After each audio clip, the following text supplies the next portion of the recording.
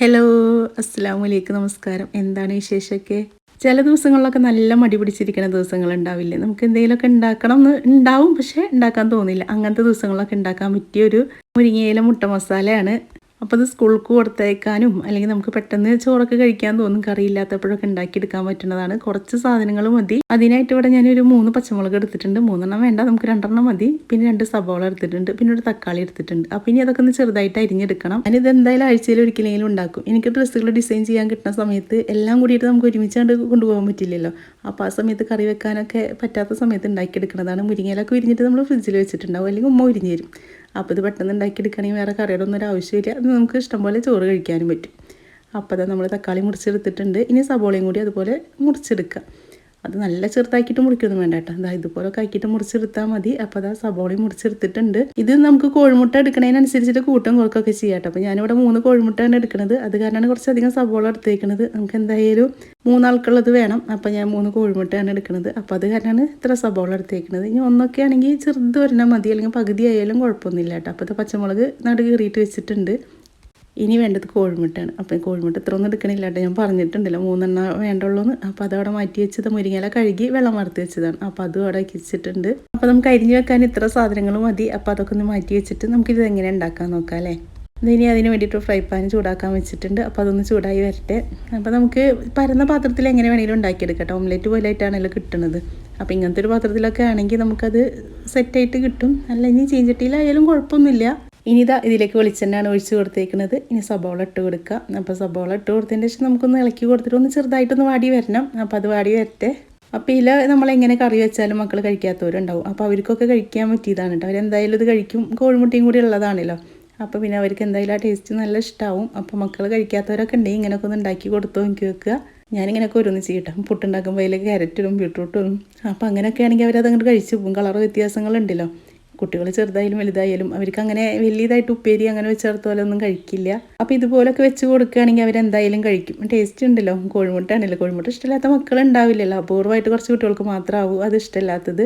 അപ്പോൾ അത് സബോളൊക്കെ ഒന്ന് വാടി വന്നപ്പോൾ നമ്മൾ തക്കാളി ഇട്ട് കൊടുത്തിട്ടുണ്ട്. പിന്നെ അത് കുറച്ച് ഉപ്പും കൂടി ഇട്ട് കൊടുത്തിട്ട് ഒന്ന് അടച്ച് വെക്കുക. തക്കാളി ഒന്ന് ഉടഞ്ഞ് വരണം. പക്ഷേ എന്താണെന്ന് അറിയില്ല, എൻ്റെ തക്കാളി ഉടഞ്ഞു വന്നില്ല. ഞാൻ കുറേ കയ്യിലിട്ട് ഇളക്കിയിട്ടാണ് ഒന്ന് ഉടഞ്ഞു വന്നത്. തക്കാളി തീരെ വേവാത്ത പോലെ ഒരു കല്ലപ്പായിട്ട് കിടക്കുന്ന തക്കാളി എന്താവും. അപ്പോൾ നിങ്ങൾ നല്ല തക്കാളി നോക്കിയിട്ട് ഇട്ടോളൂ കേട്ടോ. ഇത് കാണാനൊക്കെ ഭംഗിയുണ്ടായിരുന്നു, പക്ഷേ വേവണുണ്ടായിരുന്നില്ല എന്താവോ. അപ്പോൾ വീണ്ടും ഞാൻ അടച്ച് വെച്ചു.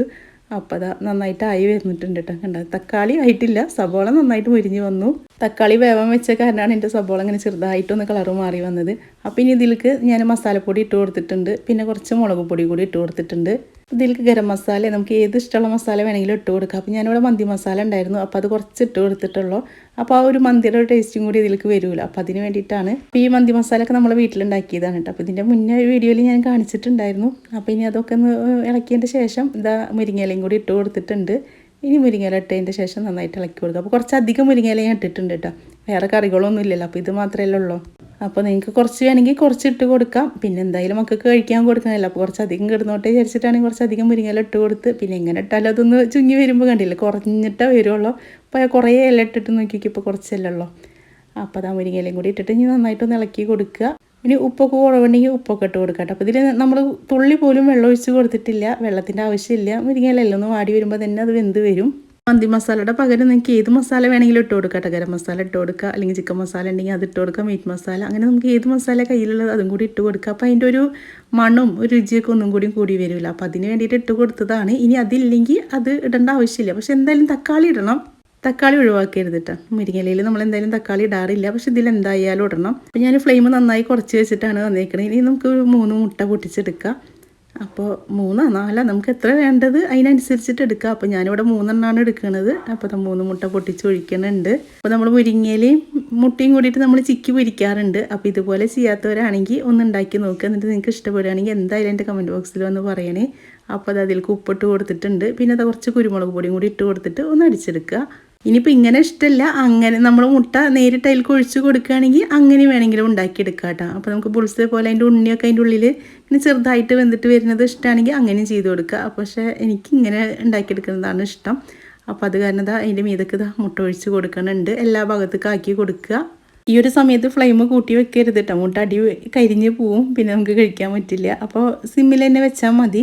ഇതിൻ്റെ എല്ലാ ഭാഗത്തേക്കും ആ മുട്ടയുടെ കൂട്ടായിട്ടില്ല. അപ്പോൾ നമ്മളിപ്പോൾ തന്നെ അത് സ്പൂൺ വെച്ചിട്ടാക്കാൻ നിൽക്കണ്ട. ഒരു 3-4 സെക്കൻഡ് കഴിഞ്ഞതിൻ്റെ ശേഷം ഒന്ന് ഇല്ലാത്ത ഭാഗത്തേക്കൊക്കെ ഒന്ന് ചുറ്റിച്ചതിൻ്റെ ശേഷം ഒരു സ്പൂൺ എടുക്കുക. എന്നിട്ട് ആ സ്പൂൺ വെച്ചിട്ട് ഒന്ന് ചെറുതായിട്ടൊന്ന് കണ്ടില്ലേ ഇതുപോലെ നാക്കി കൊടുത്താൽ മതി. അപ്പോൾ ആവാത്ത ഭാഗത്തേക്കൊക്കെ ആ മുട്ടയുടെ കൂട്ടായിക്കോളും. അല്ലെങ്കിൽ നമ്മൾ വിചാരിച്ച ഭംഗിയിൽ അതുകൊണ്ട് മറിച്ചിടാൻ പറ്റില്ല. അപ്പോൾ അത് കാരണം ആവാത്തടത്തേക്കൊക്കെ എന്തായാലും സ്പൂൺ വെച്ചിട്ട് തന്നെ ഇങ്ങനെ ആക്കി കൊടുത്താൽ മതി. ആ മുരിങ്ങയിലൊക്കെ എല്ലാ ഭാഗത്തേക്കും ആയി വന്നോട്ടെ. കണ്ടില്ലേ വലിയ പണിയൊന്നും ഇല്ല. നമുക്കൊരു 5 മിനിറ്റിൻ്റെ ഉള്ളിൽ ഉണ്ടാക്കിയെടുക്കാം. അത്രയും എളുപ്പത്തിൽ ഉണ്ടാക്കിയെടുക്കാൻ പറ്റുന്നതാണ്. നല്ല ടേസ്റ്റിയാണ് കേട്ടോ. നമുക്ക് വേറെ കറിയുടെ ആവശ്യമാണ് അങ്ങനെ പപ്പട അല്ലെങ്കിൽ ഉപ്പേരി അല്ലെങ്കിൽ അങ്ങനെ ഒന്നിൻ്റെ ആവശ്യമില്ല. ഈ ഒരു സാധനം മാത്രം മതി നമുക്ക് ചോറിനാൻ വേണ്ടിയിട്ട്.